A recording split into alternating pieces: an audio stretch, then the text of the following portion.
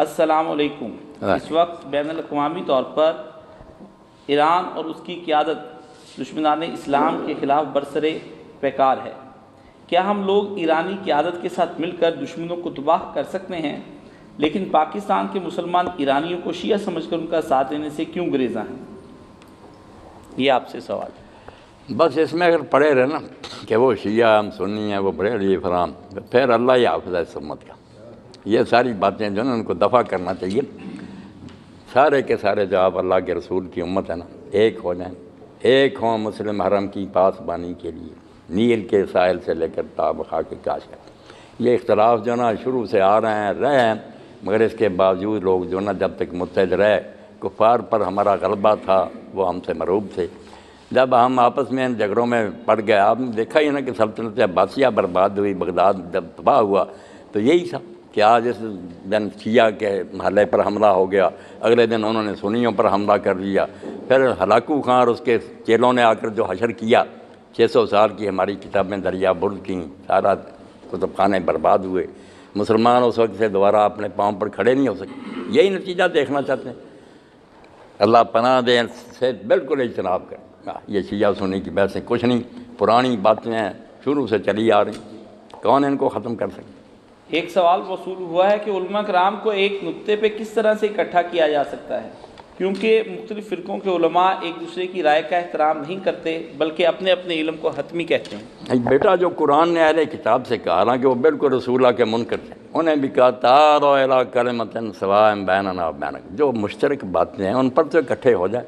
جو یہودی عیسائی مسلمان سارے مانتے، ان کو یہ دعوت دی جو نبوت کے منکر تھے۔ یہ تو نبوت کو مانتے ہیں، ان کو وہ باتیں جو ہے نا اللہ آخرت رسول پر متحد ہو، جو بنیادی اخلاقیات نا آپ شیعوں کی کتابیں پڑھیں، بریلویوں کی پڑھیں، سب کہ نیک بننا چاہیے، انسان کا کریکٹر یہ ہونا چاہیے۔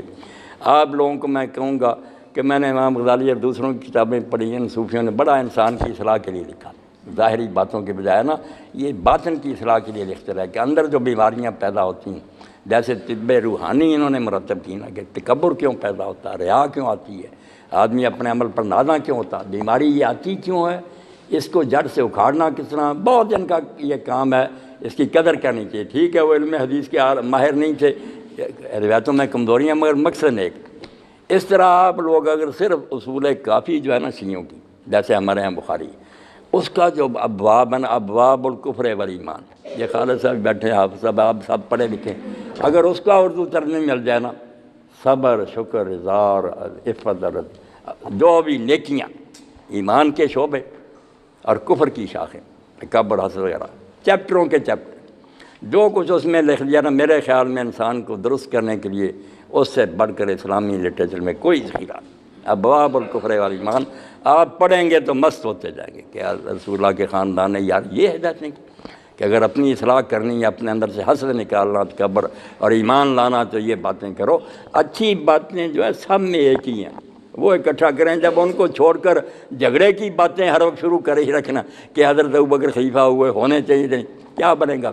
اے گرفتار ہے ابو بکر و علی ہوشیار بات، اقبال کہتے ہیں تم ابو بکر و علی میں پھنسے ہوئے ہو، کچھ عقل کرو، اپنے وقت کی فکر کرو، کفار مٹانے پر تلے ہوئے ہیں، تم اس کی بجائے کچھ سوچو۔ اور جو کرنے کا کام تھا، اتنے ہمارے مسلمان ممالک ہیں۔ اب علماء جو ہیں نا وہ سب باتوں پر جھگڑے کرتے، کوئی خلافت کی بات نہیں کرتا کہ اسلامی حکومت قائم کرو جہاں خلیفہ سے لے کر ایک عام آدمی تک خدا کی شریعت کا پابند ہے۔ اور نبی علیہ السلام نے جو اصل شاید دنیا کو دی وہ یہ نہیں تھی کہ کچھ نمازی بنا دیے، کچھ روزہ دار بنا دیے، یہی تھا کہ آپ نے ایک ایسا حکومت کا نظام دیا جس میں لوگ اللہ کے قانون کے پابند تھے، خلق خدا آرام سے زندگی گزارتی تھی۔ اور اس خلافت کا ہم سے چھن جانا ہی سب سے بڑی مصیبت، پہلی غلطی جو انحراف ہوا یہی کہ خلافت کی بجائے ملوکیت آ گئی۔ اس خلافت کی طرف لوٹو، سارے فرقے جو ہے نا اس کا کریں کہ بھائی اپنے آپ کو اصلاح کرو۔ یہ بھی نہیں کہ خلافت کہاں کسی جگہ پڑی ہے درآمد کر لینی، ایسا بھی کوئی نہیں۔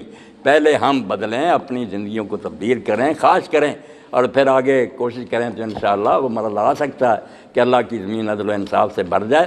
اس کام میں لگیں گے، پرانے جھگڑے جو ہیں نہ یہ ختم ہوں گے، نہ ان کا کوئی فائدہ، صرف بربادی ہے اور کچھ نہیں فائدہ ہے۔ مولانا صاحب یہ فرما دیں کہ کیا علماء کے درمیان مناظرے ہونے چاہیے یا نہیں؟ مناظرہ تو بیٹا بہت نیک بات تھی، مگر مناظرہ بن گیا، مجادلہ، لڑائی کہ جھگڑا ہے، قسم کھا کر میں آتا ہوں کہ بات نہیں ماننی، جیتنا ہے، یہ مناظرہ ہے۔ مناظرہ تو نظر سے نکلا تھا کہ دیکھنا، وہ اپنے دلائل دے، میں بھی دکھاؤں کتابیں، جو صحیح بات اس کو دوسرا فریق قبول کر لے، دیکھنے دکھانے کی بات تھی مناظرہ۔ مگر یہ مجادلہ اور جنگ ہے کہ پہلے سے طے ہوتا اگر میں یار سچی بات ہی مان گیا تو یہ تو تاریخ بچ جائے گی، ہم ہار جائیں گے۔ قسم کھا کر یہ مولوی جاتے ہیں، مانی بات، کتاب پر ہاتھ رکھنا پڑے رکھ دینا، حوالہ چھپا لینا، میدان جیتنا، وکیلوں کی طرح جیسے وکیل صفائی ہوتے، یہ بھائی کوئی دین نہیں، نہ یہ خدا راضی ہوتے اس پر۔ مناظرہ ٹھیک ہے کہ آپ دو ساتھی بیٹھیں کتاب میں دیکھیں اور یہ نیت کریں کہ مجھے اپنی غلطی سمجھ میں آ گئی میں مانوں گا، وہ بھی فیصلہ کرے کہ مجھے سمجھ آ گئی میں چھوڑ دوں۔ مناظرہ بری بات نہیں، مجادلہ اور جنگ حرام ہے، یہ کوئی دین نہیں۔ اور جو آج کل مولانا مروجہ یہ بالکل مناظرے ہو رہے ہیں، نہ یہ کوئی مناظرہ نہیں، یہ فساد ہی، امت کو برباد کرنے والی بات ہے۔ مروجہ مناظرے جو ہو رہے ہیں آپس میں علماء بیٹھ جاتے ہیں، توبہ توبہ توبہ، پھر احترام نہیں کرتے، تھوڑے سے اختلاف کیا سے اللہ کی رحمت سے نکال دیتے۔ آپ جو بندی بزرگ کا نام آیا اس کو بھی رحمۃ اللہ علیہ کہیں، بریلوی آئے، شیعہ آئے، کوئی آئے، بھئی اللہ کی رحمت تنگ ہے کوئی بہت بڑی، اللہ تعالیٰ جانتا ہے کہ شخصی نیت کیا ہے۔ اگر اس کو مواد ہی ایسا ملا ہے جو اس نے پڑھا سنا بیچارہ اس میں پھنس گیا، کیا کرے؟ کتابوں میں سب کچھ بیٹا لکھا، یہ جو لوگ میدان میں اور کتابیں دیکھیں یہ خود مان جائیں کہ یہ بیچارے معذور ہیں یار، ان کو کیا کہیں، کتابوں میں یہ بھی کچھ بھی لکھا ہوا۔ ایک طرف ہمارے ہاں نمونے کے طور پر خلفائے راشدین کے عدل و انصاف کی داستان ہے کہ انہوں نے ایسی حکومت کی، ہم محبت نہ کریں تو اور کیا کریں، اور دوسری طرف ایسی نامراد کتابیں ہیں جن میں اہل بیت کے ساتھ ظلم ہی ظلم، حضرت فاطمہ کا مکان جلا دیا، ان کے پیٹ پر دروازہ گرایا، بچہ ساکت ہو گیا، وہ شہید ہو گئی ہیں صدمے سے، وہ بھی کتابیں نامراد لکھ گئے۔ اب ایک قسم کے رپورٹر ہیں جن پر ہم اعتماد کرتے ہیں، ایک وہ ہیں جن پر شیعہ اعتماد کرتے ہیں کہ یہ بیان کرنے والے سچ میں تو مثال دیتا ہوں، ہمارے دور میں ذوالفقار علی بھٹو صاحب ہوئے، اللہ ان پر بھی رحمت کرے، اب ان کے بارے میں فیصلہ نہیں کرتے، اپنے دور کی بات، کچھ کہتے ہیں وہ بڑے محب وطن تھے، مسلمانوں کے خیر خواہ تھے، وہ محبت کرتے ہیں، کچھ کہتے ہیں نہیں ان سے بڑا ملک دشمن کوئی نہیں تھا، اپنے دور کا ہی نہیں قصہ ختم ہوتا کہ کیا حقیقت ہے۔ یہ 1400 سال کی کہانی، دونوں طرح کے بیان ہیں، چھوڑیں ان باتوں کو جو مسلمانوں کے کرنے کے کام ہے نا، اس پر آ جائیں تو انشاءاللہ شیعہ سنی بریلویوں کے پاس وقت ہی نہیں ان باتوں کی، وہ خود نیک بننے کی باتیں ایسی ہیں، ان کی فکر کرو۔ تحریف قرآن کے قائلین کی تکفیر کا کیا حکم ہے؟ تحریف قرآن کے قائلین جو ہے نا، ان کے بارے میں ہم اپنی فقہ کی کتابیں میں پڑھتے ہیں، کسی نے اس کو نہیں لکھا کہ اگر کوئی کہتا قرآن میں تحریف ہوئی تو کافر ہے، کفر کی بہت وجوہ لکھی، یہ مسئلہ نہیں لکھا، کیونکہ خود سنیوں میں شیعوں میں دونوں میں یہ جرم ہے کہ انہوں نے اپنی روایتوں میں ایسی روایتیں بھر دی ہیں جن پر آپ یقین کریں اگر ان کو پڑھیں آپ نہیں قرآن کو مان سکتے۔ میں تفسیر نہیں بیان، بخاری شریف بھی آپ پڑھ لیں اس میں ایسی آ جائیں گی قرآن بدل چکا۔ یہ جرم سب نے کیا، سنیوں نے بھی کیا، شیعوں نے بھی کیا، مگر ایسی روایتیں ساری دیوار کے ساتھ مارنے کی ہیں، ان کو بالکل جلا دینا چاہیے کہ قرآن میں تبدیلی ہوگی تو اسلام ہے کیا پھر؟ اللہ کی کتاب ہی بدل گئی تو اسلام پھر کس شے کا نام ہے؟ حدیثوں میں تو پہلے ہی جھگڑا پڑا، تو قرآن بالکل محفوظ ہے، مگر روایتوں میں ایسا ہی ہے، کسی میں آتا کہ یہ لفظ ہوتے تھے قرآن میں، مگر نہیں۔ یہ سنیوں کی کتابوں میں دیکھنا، آپ پڑھے لکھیں، آپ کا زیادہ اہل سنت، الاتقان فی علوم القرآن، امام سیوطی نے لکھی اس پر ہے کہ قرآن کے علوم پر، اس میں نکال کر دیکھنے بتاتا جائے گا کس صورت میں یہ لفظ تھے، توبہ توبہ، وہ پوری کتاب ہی ایسی لکھ لی کہ کسی ہندو سکھ کو اور کسی کتاب کی ضرورت نہیں، الاتقان پکڑ لے، ہم منہ نہیں دکھا سکتے کہ تمہارا مجدد جو ہے وہ کیا لکھتا، قرآن میں کیا تھا۔ یہ روایتیں بالکل جلا دینے کی ہیں، قرآن صحیح ہے اس میں کوئی شک نہیں، مگر کوئی بے ایمان اور روایتوں کی وجہ سے مانتا تو دفع ہو، جھوٹا ہے مگر وہ روایتیں انہیں مرا کرتی۔ بریلوی حضرات جو داتا یا غوث اعظم یا علی مدد وغیرہ کہتے ہیں، کیا یہ شرک نہیں؟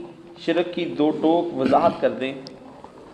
شرک کی دو ٹوک وضاحت تو یہی ہے کہ جو کہتا نا کہ اللہ تعالیٰ نے اپنے اختیارات ڈیلیگیٹ کر دی ہیں، نیک لوگوں کو اختیار سونپ دی ہیں، وہی اب لوگوں کو رزق دیتے ہیں، مددیں کرتے ہیں، سب یہ بات شرک کی ہے، خدا کی سلطنت میں شریک کر دیا۔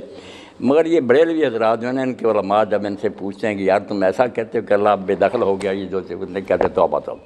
مولانا احمد رضا خان لکھتے ہیں رحمۃ اللہ علیہ خالص الاعتقاد میں کہ اگر ایک ذرہ جو ہے نا، ذرہ زمین آسمان کے سارے نبی ولی اور فرشتے چاہیں کہ اپنی جگہ بدل دے اور اللہ کی مرضی نہ ہو تو نہیں بدل سکتے، اللہ کی مشیت کے بغیر ایک ذرہ اپنی ذات سے ہلا نہیں سکتے۔ اب اللہ کے دیے ہوئے اختیارات کے ساتھ سمجھتے ہیں کہ انہوں نے اللہ نے ان کو دے دیا، مگر کر اب بھی اپنے طور پر کچھ نہیں سکتے، بل استقلال نہیں کر سکتے۔ اللہ اذن دے گا تو پھر یہ ہوگا۔ ایسی تعویلیں کرتے ہیں، ہم سمجھتے ہیں کہ یہ باتیں غلط ہیں، بے ثبوت ہیں، مگر اس طرح وہ کافر ہونے سے بچ جاتے ہیں نا۔ وہ مشرک جو کھلم کھلا کہتے ہیں نا کہ اب اللہ کو پکارنے کی ضرورت نہیں، زمین والے ہی مددیں کرتے ہیں اور یہی سب کچھ کرتے ہیں، ایسا نہیں سمجھتے، بالکل اللہ کے اذن کا محتاج سمجھتے ہیں کہ وہ اجازت دے گا تو ہوگی۔ آپ وحدت امت کی بات کرتے ہیں تو آپ صحابہ کے واقعات کو کیوں اچھالتے ہیں؟ ان باتوں کے کرنے کا مقصد کیا ہے، تقریب یا تعمیر؟ باتوں کو اچھالنا بالکل، اگر لوگ نہ اچھالتے دفن کرنے کی کیا، مگر مصیبت ہی نہیں پر جھگڑا، یہ باتیں نہ میں بیان کروں آپ کے پلے کیا پڑے گا؟ یہ جو بریلوی اور سنیوں کے اختلاف ہیں، دیوبندی وغیرہ، تو یہ تو جانتے ہیں ہم، شیعوں کے ساتھ اختلاف تو ان صحابہ کے واقعات پر ہی۔ اس میں ہم ان کا عذر نہ پیش کریں کہ وہ کیوں برا کہتے ہیں، اپنا نہ عذر پیش کریں کہ ہم محبت کیوں کریں، پتہ کیا چلے گا کہ ہم ان روایتوں کی وجہ سے محبت کرتے ہیں، ورنہ حضرت عمر ابوبکر ہمارے کوئی رشتہ دار نہیں ہے۔ ہم نے سنا پڑھا کہ وہ رسول اللہ کے خالص ساتھی تھے، بعد میں انہوں نے عدل و انصاف، ہم ان روایتوں پر انحصار کی ڈیپینڈ کرتے ہیں کہ یہ ٹھیک ہے، بسم اللہ۔ وہ لوگ ان روایتوں پر بھروسہ کرتے ہیں جن میں ان کے ظلم لکھے ہیں، وہ آپ دیکھ رہے ہیں، میرے اچھالنے کی بات میں کتابیں نکال دوں گا کہ پڑھ لو، وہ بھی لکھی ہوئی ہے۔ یہ صرف عذر ہے، اپالوجی ہے کہ شیعہ کا عذر کیا سنی ہوگی، یہ کوئی نہیں کہ وہ باتیں ٹھیک ہیں۔ مجھے اگر رائے بھی شک ہو کہ یہ چیز دلیل ہے، میں نہ لعنت کروں، میں سمجھتا ہوں کہ یہ جھوٹی ہیں، مگر وہ تو میرا علم ہے نا، دوسرے کو میں مجبور تو نہیں کر سکتا۔ اگر وہ کہتا نہیں یہ کتابیں جو بخاری اس کی بجائے اصول کافی زیادہ معتبر ہے، تو ہمارے پاس کو وہی تو نہیں آئی کہ ہم ضرور اس کو منوا دیں، وہ بھی عالموں نے لکھی ہے، یہ بھی بات سمجھنے کی کوشش کریں کہ آگ بجھانی ہے، یہ نہیں کہ اچھالنا ہے، باتیں یہ بیان نہ کرے، پتہ کیا چلے گا۔ اور شیعوں کے اختلاف نہیں، قرآن بالکل یہی ہے، اصول اس میں کہتا ہوں بخاری میں لکھا ہوا، یہ نہیں، آپ کو بخاری شریف سے نکال دیتے ہیں کہ سورہ شعراء میں تھا وَأَنَّ رَسِيلَتَكَ الْأَقْرَبِينَ کے بعد کہ جو تیرے وقف جناح کرے میں المؤمنین،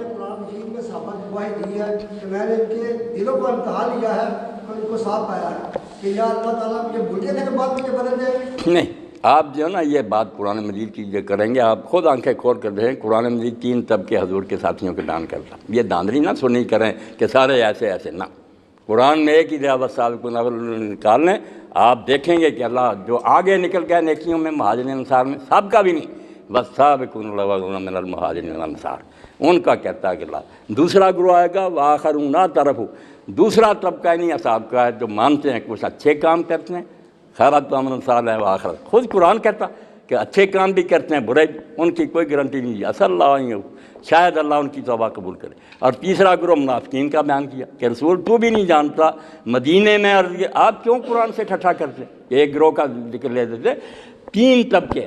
اب جو صحابی سمجھتا ہے کہ یہ پہلے طبقے میں بسم اللہ، ہم ان کا احترام، جو کہتا نہیں وہ دوسرے درجے میں، جو گناہ گاروں کا، کچھ کہیں گے تیسرے طبقے میں لا تعلم، تو بھی نہیں ابھی نہیں جانتا، ہم جانتے، مرد النفاق، وہ اتنے پختہ۔ قرآن خود 3 طبقے حضور کے ساتھیوں کے بیان کر رہا۔ اب اس کی کوئی فہرست نہیں آئی، ہمیں ایک یاد ہے عبداللہ بن ابی، بھائی منافقین تو جنگ احد میں جب آپ گئے تو دیکھتے ہیں کہ 1000 تھا، 300 واپس آ گئے، 300 تیسرا حصہ منافق تھے، بعد میں جو اسلام پھیلا اور زیادہ منافق بنتے گئے۔ اب ان کی کوئی لسٹ چھپی ہے کہ اصحاب میں سے یہ منافق تھے؟ ہم اصولی بات کہہ سکتے ہیں کہ جو سچے دل سے مخلص حضور کا ساتھی تھا اس کے اللہ کی بے شمار رحمتیں ہیں، مگر کون ہے تھا کون نہیں، فیصلہ کون کرے؟ آپ بات کو سمجھنے کی کوشش کریں، جھگڑا نہ کریں۔ قرآن پاک دیکھ رہے ہیں، اچھے صاحب کا بھی ذکر کرے گا، بروں کا بھی ذکر کرے گا۔ یہ سورۃ توبہ میں نکالنا ہے، وآخرون خیرات و عملا صالحا وآخر سیئا، نہیں بدل نہیں جائیں گے، اس وقت ہی بدلے ہوئے تھے کہ ایک پکے ہیں نیکیوں میں، ایک جو ہیں ملے جلے کام کرتے ہیں، ایک منافقین ہے۔ ایک حدیث پاک لو آپ کی تسلی کے لیے، اے ذرا نہیں مناظرہ نہیں کرنا، بس اس بارے میں ایک آخری حدیث سنا دوں، صحیح بخاری میں 8 جگہ ہے اور بہت صحابہ نے اس کو روایت کیا، اس کو ہم علماء اہل سنت بھی مانتے، سارے طبقے کی یہ متواتر حدیث، شخص بس پال۔ آپ نے اصحاب رسول سے کہا کہ تم میں سے ایک گروہ حوض کوثر پر میں ہوں گا، میرے پاس لایا جائے گا، میں ان کو پہچان لوں گا، وہ مجھے پہچانیں گے، گمنام لوگ بھی نہیں، عارف ہوں یا عارف ہوں، میں ان کو پہچان لوں گا کہ یہ میرے اصحاب ہیں، وہ مجھے ثم یحار بینی و بینک، پھر پردہ ہو جائے گا، میں کہوں گا اللہم ہؤلاء صحابی، یہ تو میرے اصحاب ہیں، رجال ممن صحابنی، یہ لوگ ہیں جو میرے ساتھ ہوتے تھے۔ تو اللہ کیا کہے گا کہ رسول تو سچا ہے، انک لا تدری ما احدث بعد، تیرے بعد انہوں نے جو کرتوت کی ہے پھر تجھے اس کا علم نہیں ہے، یہ تیرے بعد بدل گئے تھے۔ تو حضور فرماتے پھر میں کہوں گا سحقا لمن غیر بعد، جو میرے بعد بدل گئے تھے دور ہو جائیں دفعہ، اصحاب چوٹی کے میں پہچانوں گا، مجھے پہچانیں گے۔ یہ نہیں کہا جائے پہلے برے تھے، انک لا تدری ما احدث بعد، تیرے بعد جو کرتوتیں انہوں نے کی۔ تو یہ صحیح بخاری سے میرے بھائی 8 جگہ سے نکال کر دوں گا، آپ پڑھ لیں تم میں سے، اور میں کہوں گا ہؤلاء صحابی۔ اللہ کیا کہ انہوں نے بعد میں بری حرکتیں کی، اس لیے آپ بس بات کو اجمال تک ہی رکھیں کہ جو ٹھیک رہے رحمت جان پر، جو بدل گیا اللہ جانتا، ہمیں حق نہیں برا برا کہنے کا، ہم یہی کہیں گے جو گزر گیا اللہ انہیں معاف کرے اگر غلطیاں ہوئی ہیں۔ مگر دوسرا آدمی جو سمجھتا کہ انہوں نے یار ظلم کیا، کتابوں میں وہ بھی موجود ہے، آپ دیکھ لیں کتابیں نکال کے، جس طرح آپ کو اچھی ملیں گی دوسری بھی انہی کتابوں میں۔ اب لکھنے والے رپورٹر جو ہیں انہوں نے ہمیں اس مصیبت میں ڈال دیا، کیا کریں؟ کچھ ان روایتوں پر اعتبار کر رہے ہیں، کچھ ان پر کر رہے تھے۔ اسلام سے خارج نہیں، ان میں سے کوئی یہ نہیں چاہتا کہ میں حضور کو نہ مانوں، سب حضور کے دیوانے پروانے ہیں۔ آپ اگر محبت کرتے ہیں صحابہ سے تو اسی لیے نبی علیہ السلام کے ساتھی ہیں، بسم اللہ۔ وہ اگر برا کہتے ہیں، وہ کہتے ہیں یا رسول اللہ کے صحابی اگر بعد میں انہوں نے یہ حرکتیں کی تو دین انہیں پرمٹ دیتا کہ وہ ایسے ظلم کرے۔ اور کوئی جی اس میں آپ حضرات سے گزارش ہے یہ تھوڑی سی فہم و تفہیم آپ جاری رکھیں، مناظرہ بحث نہیں، اس میں کوئی ابہام نہیں ہے، مولانا کسی شیعہ یا کسی سنی کی حمایت کے لیے نہیں آئے، صرف ایک گفتگو ہے کہ جس میں ہم نے یہ فقط یہ کہا ہے آپ سے کہ دونوں فریقین کی 2 مختلف باتیں ہیں۔ اگر آپ تحقیق کرنا چاہتے ہیں تو کتابیں کھول کر دیکھیں، ٹھنڈے طریقے سے بات کریں۔ اگر آپ چاہتے ہیں کہ نہیں وہ غلط ہے تو پھر اس پہ مخالفت بنا کر خون ریزیاں اور دہشت گردی ہو رہی ہے، جو کچھ اختلاف رہنے دیں مگر مخالفت اور جھگڑے بم برسائے جا رہے ہیں، اسے کائنڈلی سے اسے ٹھنڈا رکھیں، ادروائز آپ کو اپنی اپنی رائے رکھنے کا ایک حق حاصل ہے، بالکل آپ جمے رہیں اس رائے سے۔ جمے رہیں، بالکل ٹھیک۔ وحدت الوجود کیا ہے؟ اور جو صوفی شاعر مثلاً مولانا روم، ابن عربی، بلے شاہ، ان کے بارے میں مولانا آپ کیا کہتے ہیں؟ آئیے اپنے موضوع سے ہٹ کر بات ہوگی۔ وحدت الوجود کی تشریحیں بھی لوگوں نے کئی طرح کی، ان میں سے ایک تو بالکل وہ ہے جو کرشن جی مہاراج نے گیتا میں کی ہے کہ خدا ہی سب شکلیں بدلا گیا، میں بھی خدا ہوں آپ بھی خدا، اس نے روپ بٹائے ہوئے ہیں۔ اس طرح کی وحدت الوجود ہی بعض لوگ کہتے ہیں، یہ تو خالص کفر ہے۔ اس طرح کی بات تو نہیں کہ اللہ تعالیٰ ہی بنا ہوا جانور بھی ہے، میں اور آپ سب کو ایک وحدت الوجود بھی ہے۔ ایک وحدت الوجود وہ ہے جس کا مفہوم یہ ہے کہ ایک بڑا عالم آ جائے، وہاں کچھ چھوٹے عالم بھی ہوں ہماری مسجد میں، ہم کہیں یہ ہمارے حافظ صاحب ہیں، تو حافظ صاحب بیچارے نا اخاق شاہ کی آج کی کتاب، میں کہاں حافظ ہوں، حافظ تو یہ ہے، حالانکہ حافظ یہ بھی ہے، مگر ان کے سامنے کچھ نہیں۔ جب اللہ کی بات آتی ہے نا تو اللہ تعالیٰ اتنا لامحدود ہے، قدیم اور ازلی ہے کہ مخلوق کو اس کے سامنے کچھ نہیں نظر آتی۔ صوفی بیچارہ یہ کہتا ہے یار اللہ ہی ہے، یہ کہاں، وہ کہتا ہے اس کے سامنے مقابلے حقیر ہے، قابل ذکر ہی نہیں۔ واقعی ایسی بات ہے کہ مخلوق خدا کے مقابلے میں کسی پلڑے میں ڈالی جائے گی، اس کے اذن سے ہم بنیں جب چاہے مٹا دیں۔ ہم کون ہیں جو اس کے مقابلے میں کہ میں بھی ہوں، ٹھیک ہے ہم ہیں، شریعت بھی ہمارے لیے، مگر خدا کے سامنے عاجزی سے یہی کہیں جیسے ستارے دن کے وقت نظر نہیں آتے، ہوتے ہیں آپ کو پتہ، مگر سورج کے سامنے مدھم ہو جاتے ہیں۔ اللہ کا ذکر جب شروع ہوتا نا تو صوفی بیچارہ دعائیں ولی وہ کہتا ہے یار کیا ہم نام دیں کہ ہم بھی ہیں، وہی وہ ہے، وہی وہ کا مطلب نہیں کہ میں وہ بن گیا، یہ تو کرے تو متکبر ہو جائے، وہ تو اپنے آپ کو مٹا رہا ہے کہ میں اس قابل نہیں ہوں کہ اللہ کے مقابلہ میرا نام لیا جائے، اس نے بنایا بن گیا، جب چاہے کا مٹا دے۔ یہ وحدت الوجود برحق کہ وہی ہے، یعنی ازلی ابدی الحی القیوم، اصل میں وہ ہے، ہم برائے نام۔ سوال آیا ہے کہ علماء سیاست میں حصہ کیوں نہیں لیتے، حالانکہ نبی کریم صلی اللہ علیہ وآلہ وسلم سیاسی اور معاشرتی نظام سکھا کر گئے ہیں۔ ان علماء کرام کو چاہیے کہ صحیح بخاری اور مسلم کی اس روایت پر ہی ذرا توجہ فرمائیں کہ سیاست جو لفظ انہوں نے گالی بنا دیا وہ اللہ کے رسول نے آپ استعمال کیا سارے نبیوں کی، ایک ہی نہیں۔ کانت بنو اسرائیل تسوسہم الانبیاء، تسوس جو ہے نا یسوس و سیاست، کہ نبی جو تھے بنی اسرائیل کے وہ ان کی سیاست کرتے تھے، ان کا ملک کا انتظام تھا۔ کلما ہلاک نبی خلف نبی، ایک فوت ہوتا دوسری سے کھڑا ہو جاتا تھا۔ آپ نے فرمایا میرے بعد نبی نہیں ہوں گے اب خلافہ ہوں گے، خلیفوں کا کام ہے کہ سلسلہ کو جاری رکھیں۔ اس لیے خلافت جو ہے نا حضور کے نظام کو برقرار رکھنا، چلانا، یہ کوئی نفلی نیکی نہیں، اصل نیکی یہ جس سے نمازیں بھی قائم ہو جاتی ہیں، روزے بھی آ جاتے ہیں، زکوٰۃ بھی وصولی جاتی، پورا ملک جو ہے نا عدل پر آ جاتا ہے جب خلافت راشدہ ہوتی ہے۔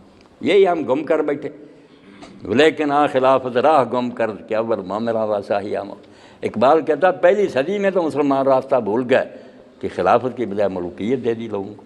یہ چھوٹا کوئی انحراف ہوا، بالکل پٹری سے اتر گئے۔ اب دفاع کرنے کا کیا فائدہ کہ وہ حضرت معاویہ تھے، بھائی کون برا بلا کہتا اللہ انہیں معاف کرے، مگر کام تو ایسا کیا نا کہ جو کیا کرایا تھا حضور کا برباد ہو۔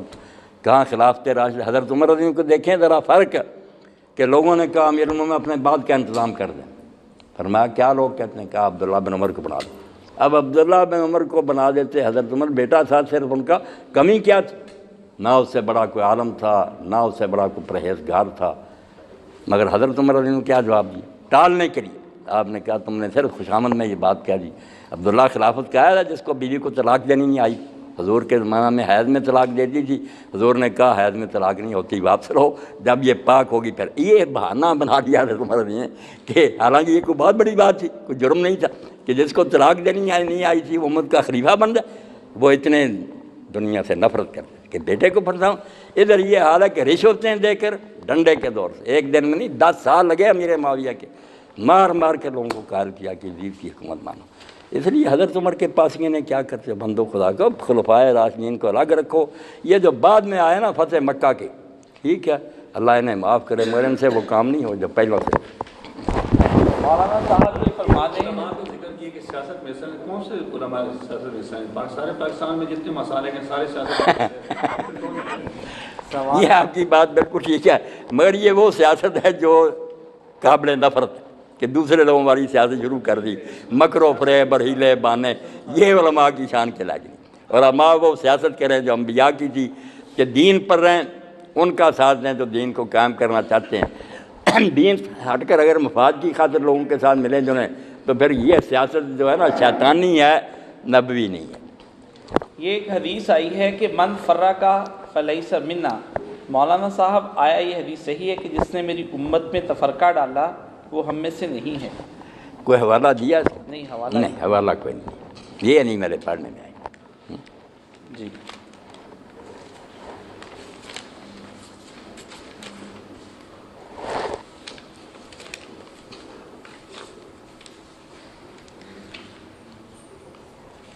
اب آپ نے صحیح بخاری کا میرے حوالہ، صحابہ ستاروں کی مانند ہیں، جس نے ان کی تباہ کی وہ فلاں پا گیا، اس کے بارے میں وضاحت فرما دیں، یہ حدیث صحیح ہے یا نہیں؟ اب علماء جو تھے اللہ ان پر رحمت کرے، کتنے منصف تھے، کتنے وہ اللہ سے ڈرنے والے تھے کہ یہ روایت ہم اہل سنت کے حق میں بڑی کام دینے والی ہے۔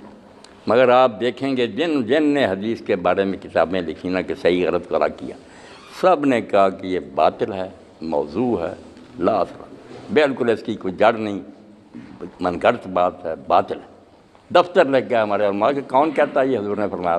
کچھ نہیں۔ اور باتیں جو نا آپ نے کہا میرے اصحاب کو برا نہ کہو، تم احد پہاڑ جتنا سونا خرچ کرو گے تو ان میں سے کسی نے ایک مٹھی جو دی ہے تو اس کے برابر نہیں، کیونکہ شروع میں دین کی ان کو خدمت، وہ صحیح حدیث ہے۔ یہ جو ہے نا ٹھیک نہیں۔ اسی طرح شیعہ حضرات پڑھتے ہیں کہ آپ نے میدان عرفات میں کہا کہ میں 2 چیزیں چھوڑ رہا ہوں، ایک قرآن ہے، ایک اہل بیت، جو ان دونوں کو مضبوط پکڑ کر رکھے گا وہ گمراہ نہیں ہوگا۔ یہ خطبہ بھی ان کا جو ہے نا ٹھیک نہیں۔ اہل بیت کا ذکر آپ نے کیا مگر اس میں یہ نہیں کہ دونوں کو پکڑ رکھو، وہ صحیح الفاظ یہ ہیں، وہ غدیر خم پر دیا کہ میں تم میں 2 عظیم چیزیں چھوڑ رہا ہوں، تارک ان کی مسکران، ایک اللہ کی کتاب ہے پکڑنے کے لیے، صرف اس کے لیے کہا ہے کہ اس میں ہدایت ہے، نور ہے، اس کو مضبوط پکڑنا۔ اہل بیت جو فرمایا نا کہ میری اہل بیت، ان کے بارے میں دین کا نہیں کہا کہ ان سے دین لینا یا پکڑنا، یہ کوئی لفظ نہیں۔ جہاں یہ تمسک آئے گا دونوں کا ضعیف موضوع ہے، اس میں یہ ہے کہ ذکر حکم اللہ فی اہل بیت۔ اللہ نے بتا دیا نا کہ بعد میں لوگ ظلم کریں گے، تو فرمایا میں تمہیں اپنے اہل بیت کے بارے میں خدا کا خوف دلاتا ہوں کہ اللہ سے ڈرنا میرے خاندان کے ساتھ۔ وہ محمد نے امام مناوی لکھتے ہیں اس کے بالکل الٹ کیا، کسی کو قتل کر دیا حضور کے بچے کو، کسی کو قید کر دیا، ظلم ہی کرتے چلے گئے۔ وہ صرف حسن سلوک کی ہدایت تھی کہ 3 بار آپ نے کہا کہ کچھ خدا کا خوف کرنا میرے خاندان کے بارے میں۔ دین لینے کے لیے صرف قرآن کا کہا۔ یہ جو ہم کہتے ہیں نا کہ آپ نے کہا قرآن اور سنت، یہ بھی زیادتی کی بات ہے یہ بھی مرسل روایت ہے، کوئی نہیں اتنی مضبوط، نہ وہ ہے جو کہ اہل بیت سے دین لو۔ دین کے لیے آپ نے کہا کتاب اللہ ہے، اس میں ہدایت اور نور ہے، اس کو مضبوط پکڑنا۔ یہ خطبہ حجۃ الوداع کی بات ہے۔ آپ نے اسلام کے لیے 3 بنیادیں بتائیں، توحید، رسالت اور آخرت، لیکن امامت کے مسئلے پر آپ نے کوئی اشکال ہی نہیں اٹھایا۔ امامت دیکھیں نا، یہ شیعہ حضرات ہم سے اسی لیے جدا ہیں، میرے ساتھ بھی بحثیں کرتے ہیں، میں کہتا ہوں یار تم اس کو حیثیت دیتے ہو توحید، نبوت اور رسالت والی، آخرت والی، اتنے پائے کی بات ہے۔ جو امام کو نہ مانے اس کی باتیں ضائع ہیں، وہ آخر میں جہنم میں جائے گا۔ اتنی بڑی بات، اور قرآن مجید جس کو تم کہو کہ چلو باقی کچھ گم ہو گیا، نام مراد تم میں سے کچھ کہتے ہوں گے، مگر جتنا ہے اس میں کسی آیت کا یہ ترجمہ ہے کہ میرے بعد کوئی امام ہوگا اس کو ماننا، نہ مانو گے دوست کی، اتنی ہم بحیث طلاق کے مسئلے بیان کرے اور امامت کو سرے سے ڈسکس ہی نہ کرے، نہ کوئی حضور کے اس بارے میں حدیث ہے۔ اس لیے امامت جو ہے نا، اتنا کٹڑ تھا ملا باقر مجلسی، اس نے بھی میرا تو رکول لکھی کافی کی شرح مان گیا، اس نے کہا یار یہ ہمارا عقیدہ ضرور ہے مگر یہ ضروریات دین میں سے نہیں بن سکا، چونکہ شروع میں لوگوں نے اختلاف کر دیا، اس لیے یہ حیثیت کہ جو منکر ہے وہ کافر ہے یہ اس کی نہیں ہے۔ اگر کوئی نہیں مانتا وہ مسلم ہے، اس کو ہم رشتہ دیں گے، اس کا بیٹی کا رشتہ لیں گے، جنازہ پڑھیں گے، وراثت میں حصہ دیں گے، وہ مسلم شمار ہوگا، کیونکہ وہ 2 شہادتیں دیتا کہ اللہ واحد ہے، محمد صلی اللہ علیہ وسلم اللہ کے بندے رسول ہے۔ کہتا ہے اسلام کے لیے اتنا ہی ہے، گاہ شیعہ ہونا چاہتا آگے تو مانتا پھرے، خود مانا کہ یہ مسئلہ اتنے پائے گا نہیں کہ اس کے منکر کو تم اسلام سے نکالو۔ اور میں نے مولانا احمد رضا خان رحمۃ اللہ علیہ کا بتا دیا کہ ابو بکر صدیق اور حضرت عمر کی خلافت ہمارے نزدیک برحق ہے، مگر وہ کہتا اگر کوئی نہیں مانتا اس کو کہ نہیں برحق، کافر نہیں ہوتا۔ یہ کافر ہونے والی بات ہے، کفر کی بات ہو رہی ہے۔ اور بیٹا غلط صحیح کی نہیں، غلط آپ پوچھیں میں بھی بتاؤں گا کہ یہ باتیں ان کی غلط ہیں۔ کفر جو ہے نا کہ اسلام سے نکل جائے، یہ توبہ توبہ، یہ کوئی آسان بات۔ قرآن کریم میں اللہ نے فرمایا ہے وَجَعَلْنَاكُمْ مُلُوكًا، یعنی ملوکیت کو بطور نعمت ذکر کیا ہے، آپ ملوکیت کو غلط فرما رہے ہیں۔ یہی بات ہے نا کہ لوگ اٹھتے ہیں قرآن مجید یا حدیث شریف سے ایک لفظ لے لیتے ہیں، اس کو اصطلاحی معنوں میں لے لیتے، جو ٹرم آج ہم بولتے ہیں اس معنوں میں لے لیتے ہیں۔ قرآن میں ملک یا ملوک یہ جو ہے نا حکمران ملوکیت پر یہ نہیں مراد، وہاں تو ہر صاحب اقتدار تھے، یوسف علیہ السلام کو اللہ نے ملک دیا یعنی اقتدار دیا، وہ وہاں کے حاکم تھے، وہ حاکم کے معنی میں برسر اقتدار ہونا، چاہے خلیفہ ہی ہو، حضرت عمر ابو بکر کی بھی حکومت ملک ہی ہے، ملک تھا ہی تو کرتے تھے نا۔ ملوکیت جو ٹرم ہے نا خلافت کے مقابلہ میں کہ وراثت بنا دینا، نیک لائق اور نالائق اولاد ہو، بس باپ کا بیٹا اس لیے تخت پر بیٹھے، یہ اور بات ہے، اور شریعت کا بھی پابند نہیں، جو جی چاہے کرے، یہ ملوکیت ہے بری۔ وہ جو ہے نا اقتدار دیا اللہ نے بنی اسرائیل کو یا نبیوں کو، وہ کوئی بات نہیں۔ نبی معاویہ کے بارے میں کہا جائے کہ وہ شریعت کے پابند نہ تھے، ہاں ان کے بارے میں بالکل آپ پڑھیں گے نا حدیثیں، کھلی بات ہے، انہوں نے دین میں تو ترمیمیں کی، آپ پناہ مانگیں۔ یہ تو ایک پردہ ہے کہ لوگ یزید سے شروع کرتے ہیں، اب بات ذرا پھیل گئی، یہ بات کو نا چھپانے کی کوشش ہے کہ یزید سے شروع کر دو، بنا امام حسین بے صبر ہوگا، جو 20 سال اس کے دور میں گزارے نا، امام حسین کا خط پڑھنا چاہیے، آپ نے کہا تیرے خلاف جہاد تو فرض ہو چکا، میں جو نہیں کرتا کو عذر نہیں سمجھ آتا کہ خدا کو کیا جواب دوں، صرف اپنے بھائی کا معاہدہ نبھا رہا ہوں کہ تجھ سے وعدہ کی لیا تھا اس نے کہ اپنے بعد تو نامزد نہیں کرے گا، امت چنے گی، اگر آخری میخنا تو نے اس تابوت میں ٹھونکی تو چلو ٹھیک ہے، ورنہ پھر جو ہوگا مناسب۔ اس نے وہ کام بھی نہ رہنے، معاہدے میں طے تھا کہ حسن زندہ ہوگا، دوبارہ وہی خلیفہ ہوگا، اور اگر وہ فوت ہو جائے گا تو امت چنے گی۔ نماز میں جو تبدیلیاں کی، زکوٰۃ میں کی، حج میں، اگر کوئی موقع ہوا ہے اس وقت نہیں یہ بحث، آپ کو حدیث کی کتابوں سے دکھائیں گے کہ صحابہ چیخ اٹھے کہ یہ حضور نے سکھایا، حج تمتع پر کوڑے مارنے، قرآن کی نص تھی کہ حج تمتع فمن تمتع بنو، انہوں نے سر موننا شروع کر دیا جو تمتع کرے، اور کوڑے مارنے شروع کر دیے۔ اسی لیے ترمذی شریف میں سب سے پہلا جس نے تمتع سے روکا معاویہ، قرآن کا حج جو تھا بند کیا، اور کفر کا رواج جو تھا نا کہ حج الگ کرو، عمرہ۔ زکوٰۃ کو اس طرح لوٹا کہ لوگ صحابہ کرام کے پاس گئے، ابو ہریرہ سعد میں جو اس کے دور میں مرے کہ اب بیت المال کو زکوٰۃ دیں، اپنی خوشبو اور کپڑوں پر سلطان ضائع کر رہا، اپنے چیلوں کو دے رہا۔ انہوں نے کہا حضور کہہ گئے تھے کہ ظالم حاکم آئیں گے تم ان کے حوالے کر دینا، وہ غلط استعمال کریں گے۔ یہ تو میرے بھائی جب کتابیں نکال کر دیکھتے ہیں نمازوں کے وقت کہ بیچارے گھروں میں صحابہ نماز پڑھنے لگے اور پھر جا کر مسجد میں کہتے وہ ایک فرض ادا ہو گیا، یہ اتحاد قائم رکھ لیں کہ ہم ان کے پیچھے پڑھتے ہیں نفل۔ یہ تو بالکل ایک پردہ بنایا ہوا کہ حضرت معاویہ کو نہ چھوڑو، یزید سے شروع کرو۔ یزید تو پھل ہے اس کا، کچھ نہیں اس بیچارے نے کیا، اپنی حکومت بچانے کے لیے ظلم کرنا پڑا، مگر بنیاد ساری انہوں نے رکھی، توبہ توبہ توبہ، ظلم کر کے چوٹی کے صاحب وہ زندہ تھے جو عشرہ مبشرہ میں تھے، ان کو نہیں پوچھا، اپنے نالائق بیٹے کو امت پر مسلط کیا۔ سپاہ صحابہ کے علماء آج تک صحابہ کی عظمت پر قربان ہوتے رہے ہیں، ہاں اللہ ان کو کیا اجر، ان کی نیت بھی ان نہیں۔ کا صحابہ پر قربان ہونا غلط ہے؟ نہیں۔ قادیانیوں نے تو نبی کریم کے بارے میں توہین نہیں کی بلکہ ایک نبی کا اضافہ کیا تو کافر ہوئے۔ یہ جو رسول اللہ کی گستاخی حضرت فاطمہ اور حضرت علی کے نکاح کی رسختی پر کتابیں لکھتے ہیں، اور نعوذ باللہ یہ لکھتے ہیں کہ حضرت علی اور فاطمہ کو رسول اللہ نے خود بستر پہ دراز کیا کہ کوئی بدماش سے بدماش باپ بھی ایسا نہیں کرتا، ان کا یہ عقیدہ کیا ان کو کفر میں نہیں لے جاتا؟ اب قادیانیوں کو جو یہ رعایت دے رہے ہیں میرے بھائی، صحابہ کی محبت بالکل بے جا بات ہے، ان کا جو ہے نا کہنا کہ یہ نبی ہے، اس سے ہمیں فیصلہ کرنا پڑے گا کہ اگر تو نبوت جاری ہے اور وہ نبی ہے تو ہم آٹومیٹک کافر ہو گئے۔ کہنے کی بات نہیں، ہم اپنے آپ کافر ہیں کہ نبی آ گیا اور ہم نے اس کو نہیں مانا۔ نبوت کے مسئلے کو سمجھ لیں، عیسیٰ علیہ السلام کے بعد حضور نبی آ گئے، کیوں امتیں دو ہوگی؟ وہ پچھلے نبی پر رہ گئے، حضور کو نہیں مانا۔ نبی کو ایسا نہیں ہوتا کہ عالم اور مولوی ہے، مانو یا نہ مانو، وہ تو اللہ کی طرف سے مقرر کیا ہوا، مانو مسلم رہو گے، نہیں مانو گے کافر ہو جاؤ گے۔ اس لیے مرزائیوں نے بھی یہ بات نہیں چھپائی، ہم انہیں رہتے پہلے دن سے انہوں نے کہنا چاہیے تھا کہ جو مرزا قرآن ہم کو نہیں مانتا اس کا جنازہ نہیں پڑھنا۔ حتیٰ کہ ہمارے بچوں کا پوچھا مرزا بشیر الدین سے کہ کوئی غیر احمدی بچہ مر جائے چھوٹا، اس کا اس نے کہا یار عیسائیوں اور یہودیوں کے بچوں کے تم پڑھتے ہو، جب ان کے والدین کافر ہیں تو بچے اسی طرح۔ تو یہ بات کوئی ایسی راز کی نہیں کہ نبوت کو ماننے سے یا وہ کافر ہو گئے ہیں جھوٹے کو مانا، یا اگر ہم نے سچے کو بادلہ نہیں مانا ہم کافر ہو گئے، یہ باقی باتیں بیٹا اس درجے کی نہیں ہیں۔ اور یہ جو کہتے ہیں نا حضرت فاطمہ رضی، یہ لوگ خود اپنی کتابیں نہیں پڑھتے۔ اگر میں نے حدیث کی کتابیں لکھا لفظ کیا کہ حضور نے فرمایا کچھ نہ کرنا جب تک میں گھر میں نہ ہوں، صرف لفظ یہ، باقی ان مولویوں کی اپنی میں یہ اہل سنت کی کتابوں میں بچہ کہ آپ نے فرمایا بالکل میں گھر آؤں گا، ہدایتیں دوں گا، یہ کتابیں نکال دیں گے مجموعہ الزواد مسلم، ہم دیکھ لو لا تحدث حسین، وہی بات جو شیعوں نے لکھی ہے یہی کہ میں آؤں گا پھر تمہیں ضروری ہدایتیں دوں گا۔ ایک بات کو بگاڑنے سے کیا فائدہ؟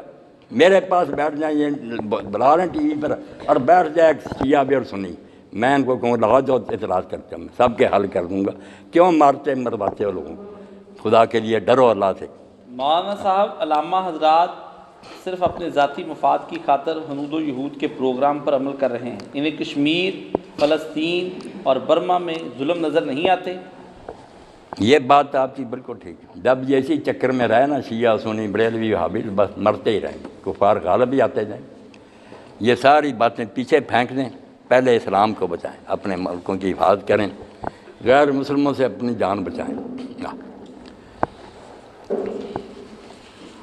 عزیزان گرامی، یہ سوال ہمیں بہت سے موصول ہوئے ہیں، یہ اب یہاں پہ شیعہ بھی بیٹھے ہیں اور سنی بھی، میں خود بہت سے چہروں سے آشنا ہوں۔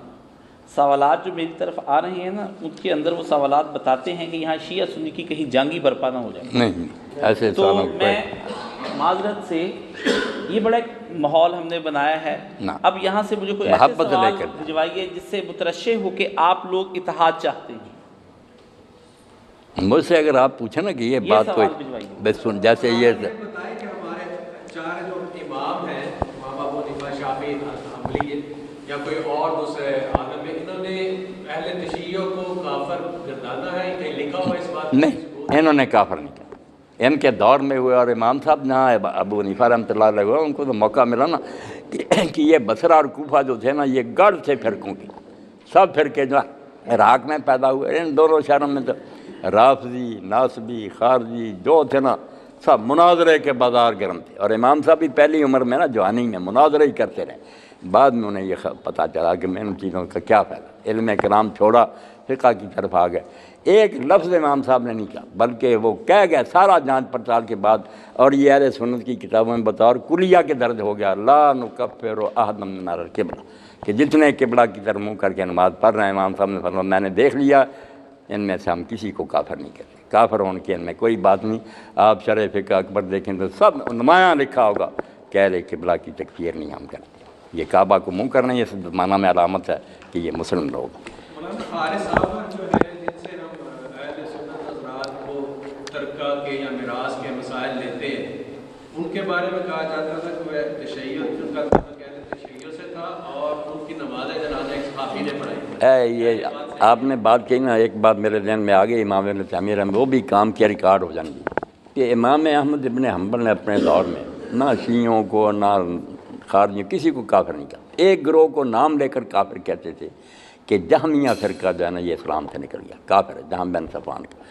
مگر ابن تیمیہ لکھتے ہیں جب ان میں سے کوئی مرتا تھا امام صاحب اس کے لیے بخشش کی دعا کرتے تھے، ان کی نماز جنازہ پڑھتے تھے. تو لوگوں نے کہا امام صاحب ایک طرف آپ کہتے ہیں یہ کافر ہے، تو امام صاحب نے جو بات گر کی سمجھائی، ابن تیمیہ نے کہا کاش یہ ملا حضرات تک آپ پہنچا دیں کہ آپ کسی کی بات کو کہہ سکتے ہیں فی ہے کفر، یہ بات اس میں جو ہے کفر کی، مگر ولاد کو نہ کافر، کہنے والے کو کافر نہ کہو، شاید اس بیچارے کو سمجھ نہ بھی آئی یا اس نے پورا زور لگایا اس کو حق ہی سمجھ آیا. تو امام صاحب لکھتے ہیں کہ احمد بن حنبل اس لیے یہ کرتے تھے، وہ کہتے یار میں نے زور لگایا اور مجھے سمجھ آئی کہ یہ ان کی باتیں کفر ہیں، مگر ان بیچاروں نے بڑے بڑے عالم ہیں جہمی جنہوں نے محنت کی انہیں سمجھ نہیں آئی، وہ یہی سمجھ رہے کہ یہ باتیں دین کے اندر ہیں. اس لیے ان کی نیت کے مطابق میں انہیں مسلم سمجھ کر دعا بھی کرتا ہوں، ان کی نماز جنازہ بھی پڑھتا ہوں، آپ لوگوں کو بتاتا ہوں کہ میرے علم میں یہ باتیں کفر کی. یہ کہا کریں کہ یہ باتیں ہماری تحقیق میں کفر کی ہیں، مگر کہنے والا جو ہو سکتا جاہل ہی ہو، اسے وہ بات نہ سمجھ میں ابھی آئی، اس کو نہ کافر کرو. ابن عباس رضی اللہ عنہ کا یہ قول جو ہے نا، مولانا انور شاہ کشمیری رحمۃ اللہ لکھا، بڑی تحقیق سے وہ انہوں نے لکھا کہ تکفیر کو چھوڑ دو، یہ کہا کرو قولو فی ہے کفر، کہ اس آدمی میں یہ بات کفر کی ہے، ولا تقولوا انہ کافر، یہ نہ کہو کہ وہ کافر ہے. اس بیچارے کا عذر ہوگا، وہ کسی دوسری روایت پر انحصار کرے کہ یہ بیٹھا ہوگا.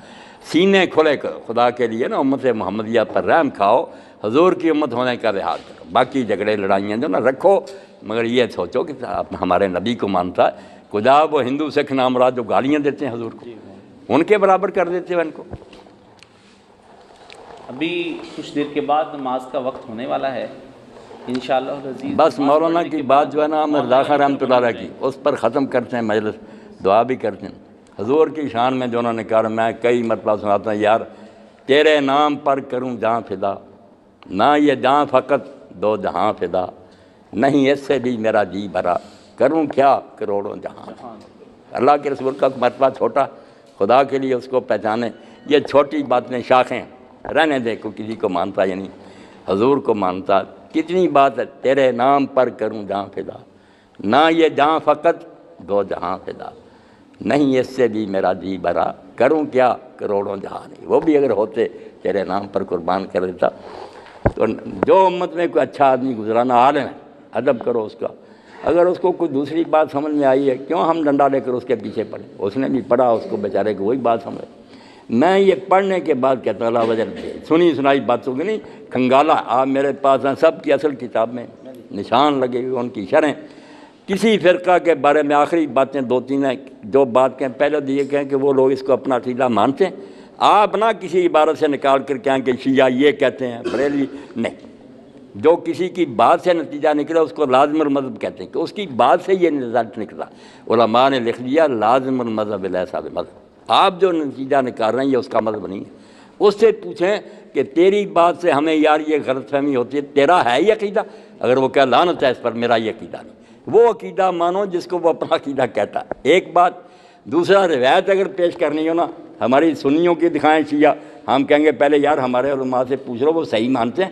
اگر ہم خود ہی کہیں یہ ضعیف یا یہ موضوع ہے، کیا ضرورت ہے تمہیں حوالہ دینے کی؟ ہم بھی یہ کہیں گے. یہ میرے بھائی بیٹھے ہیں، اگر کافی کو پڑھنا نا آپ نے 17,000 سے زیادہ روایت ہے، مگر ساری 1100 صحیح ہے. شیعہ علماء نے ضعیف ضعیف ضعیف. میرا تو رکوڑی کیا فائدہ کہ کافی میں یہ لکھا. جیسے آپ ضعیف روایتوں کو دفاع کرتے ہیں، ان کی بھی جان چھوڑیں. پہلے لیں کہ وہ اس کو صحیح مانتے ہیں، صحیح ماننے کے بعد پھر پوچھیں کہ وہ اس کی تشریح یہ کرتے ہیں جو ہم کر رہے ہیں. اگر ہماری کوئی حدیث اور وہ کہیں تمہاری کتاب میں یہ لکھا، ہم کہیں گے یار ہم سے پوچھو کہ ہم اس کا مطلب کیا لیتے ہیں. تعویل جو ہے نا ہماری بات کی تم نہ کرو کہ اپنی طرف سے ایک معنی گاڑ لو اور اعتراض شروع کر دو. آپ کے فائدے کی بات ہے کہ ملتان یونیورسٹی سے ایک ڈاکٹر صاحب ہمارے فیصل آبادی نہیں جنہوں آئے لیکچر دینے کی. اب 1 سال سے ان کے سامنے ایک حدیث تھی جس نے انہیں پریشان کر رہے، صحیح بخاری کی. انہوں نے اپنے کولیگ جو تھے اسلامیات کے انہیں بھی کہا، انہوں نے شیخ الحدیثوں سے کہا سوچیں گے. سال گزر گیا. وہ جب آئے تو میرے ساتھ ہی نا مولوی صاحب مولانا محمد امین صاحب ان سے ملنے آ گئے یہی سوال لے کر. انہوں نے کہا یار میں نے کیا بتانا. وہ میرے گھر لے آئے. انہوں نے کہا صحیح بخاری میں نے پڑھا کہ رسول اللہ فرماتے ہیں ایک شخص نیکیاں کرتا ساری عمر اور وہ جنت سے اتنا رہ گیا ہوتا 42 بار، تو لکھا غالب آ جاتا ہے، وہ دوزخی ہو جاتا، اور ایک ساری عمر گناہ کرتا دوزخ سے صرف ایک بالش ہوتا، آخر میں لکھا غالب آتا وہ جنتی ہو جاتا۔ کہتا ہے یہ اللہ کا عدل و انصاف ہے کہ وہ نیکیاں کرتا رہا اور لکھے نے اس کو دوزخی بنا دیا۔ میں نے جب کہا کہ ڈاکٹر صاحب یہ کسی جگہ مختصر بیان ہوئی ہے تھوڑے کلمے، یہی روایت دوسری جگہ صحیح بخاری میں ڈیٹیل سے کھول کر اس شاگرد نے یاد رکھا، اس میں یہ بات آتی فیما یبدو للناس، نیکیاں نہیں کرتا وہ، ریاکار اور منافق ہوتا ہے، لوگوں کے دیکھنے میں یہ ہوتا کہ یہ تو جنت میں اب گیا ہی گیا، مگر آخر میں ننگا ہو جاتا، کیا پہلے ہی برا، اور ایک آدمی لوگوں کے دیکھنے میں برا ہے مگر اندر سے خوف خدا تھا، روتا رہتا تھا، پشیمان ہوتا تھا گناہ پر، آخر میں وہ جذبہ غالب آ گیا، گناہ چھوڑ دیے، نیکی کی طرف آ گیا، تو وہ اس لوگوں کے دیکھنے میں وہ جنتی تھا۔ انہوں نے کہا ہے کہ لفظ میں مسئلہ حل ہے، مگر میں نے کہا یہ تشریح نہیں، خود حدیث میں یہ لفظ ہے، پھر یہ ہے کہ ضرورت ہے کہ سارے چینل اکٹھے کیے جائیں، پتہ چل جاتا کہ ایک شاگرد نے اگر بات مختصر بیان کی ہے دوسرا وہی مکمل بیان کر دیتا۔ تو اس لیے آپ یہ پہلے تو کسی فرقہ سے بات کریں نا، ان سے پوچھیں کہ تمہارا عقیدہ کیا، میں کہوں بریلوی یہ کہتے ہیں کوئی حق نہیں، ان سے پوچھوں گا کہ تمہارا اس بارے میں عقیدہ کیا، اگر وہ صحیح بیان کر دیں جو میرا بھی ہو تو جھگڑا ختم ہو جائے گا۔ اب علم غیب کے بارے میں مولانا احمد رضا خان نے جو لکھا کوئی بریلوی بھی ضرورت نہیں کر سکتا۔ انہوں نے کہا یار اللہ کے رسول کا علم جتنا جی چاہے مانے مگر خدا کے علم کے مقابلے دیکھو یہ وہابی بھی نہیں کہتا کہ اللہ کا علم 10 کروڑ سمندر ہیں اور حضور کا علم جو نا وہ ایک قطرے کے 10 کروڑ حصے کیے جائیں، ہو سکتے ہیں ایک قطرے کے، کہتے ہیں ایک قطرے کے 10 کروڑ حصے کر دیے جائیں نا تو قطرے کا 10واں کروڑواں حصہ حضور کا علم ہے اور 10 کروڑ سمندر جو ہے نا وہ اللہ کا علم ہے۔ اور یہ بھی کہتا میں نے سمجھانے کے لیے کہہ دیا، ورنہ توبہ اتنا بھی نہیں، کیونکہ حضور کے علم کی حد ہے، اللہ کے علم کی کوئی حد نہیں۔ کوئی خدا کے بندو وہ پڑھو جو عالم لکھتے ہیں، جاہلوں کی باتوں کو کسی ملنگ نے کہہ دی یا کسی گویے نے کوئی بات کہہ دی اس سے گروہ کو بدنام کرنا۔ پڑھنے کے بعد کہتا ہوں اور الحمدللہ سب کے پیچھے نماز پڑھتا ہوں، سب سے محبت کرتا ہوں، علم کی بات ہو کہہ دیتا ہوں کہ آپ کی بات نہیں ٹھیک، تو بھی پھر قائل ہوتے ہیں۔ یہ کافر کوئی حل نہیں، فساد ہی فساد۔ دعا خیر کر دیں سب کے لیے۔ بڑی خوشی ہوئی، اللہ آپ کو جزائے خیر دے، آپ نے کڑوی باتیں بھی ذرا حوصلے سے سن لی۔ اللہ میرے اور آپ کے دل میں نا اللہ کے رسول کی محبت، اسلام کی خیر خواہی پیدا کرے، فرقوں سے ہمیں چھڑائے، اور فرقوں میں بھی جو لوگ متشدد ہیں نا کسی گروہ سے حد سے بڑھ، اللہ انہیں بھی ہدایت دے کے کوئی کام کی بات کریں۔ مریضوں کی شفا کی بھی الحمدللہ رب العالمین، والصلاة والسلام علی رسولہ الکریم سیدنا و نبینا و مولانا محمد وعلی آلہ و اصحابہ اجمعین۔ اللہم وفقنا لما تحب و ترضى واجعل آخرتنا خیرا من الاولی۔ اللہم استعملنا بسنت نبیک وتوفنا علی ملتہ واعذنا من مضلات الفتن۔ آمین۔ ربنا لا تزغ قلوبنا بعد اذ ہدیتنا وہب لنا من لدنک رحمہ انک انت الوہاب۔ آمین۔ ربنا افرغ علینا صبرا وثبت اقدامنا وانصرنا علی القوم الکافرین۔ آمین۔ اللہم الف بین قلوبنا واصلح ذات بیننا اذهب الباس رب الناس واشف انت الشافی لا شفاء الا شفاؤک شفاء لا یغادر سقما۔ اللہم اصلح کل فاسد من امور المسلمین۔ آمین۔ وصلی اللہ تعالی علی عبد اللہ ورسولہ خاتم النبیین سیدنا و نبینا محمد و آلہ و اصحابہ اجمعین، آمین یا رب العالمین۔ خیر سے رکھے اللہ تعالیٰ، جزائے خیر دے ساتھیوں کو جنہوں نے یہ اہتمام کیا، ساتھیوں اکٹھا کیا، سب کو ناجر دے، سب کو خیریت سے رکھے۔